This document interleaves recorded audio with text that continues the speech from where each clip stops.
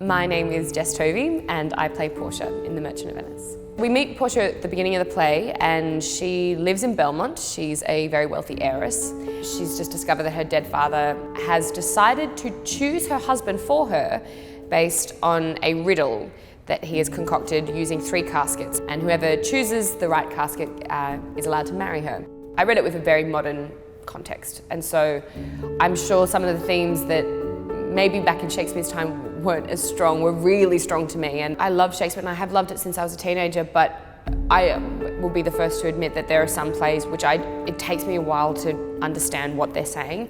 And I read Merchant of Venice and I got it straight away. The rehearsal period so far has been really interesting and wonderful and exhausting in the best possible way.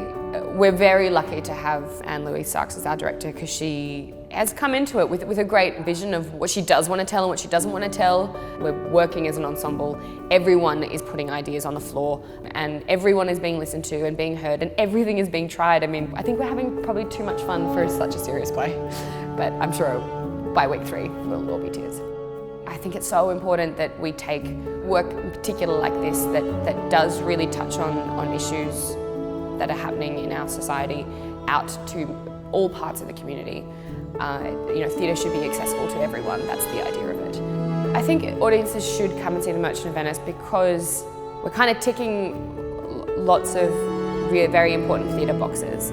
Shakespeare talked about The Merchant of Venice being a comedy. I mean, it's called a comedy, and it is a comedy. It is funny. People will laugh, but people will think.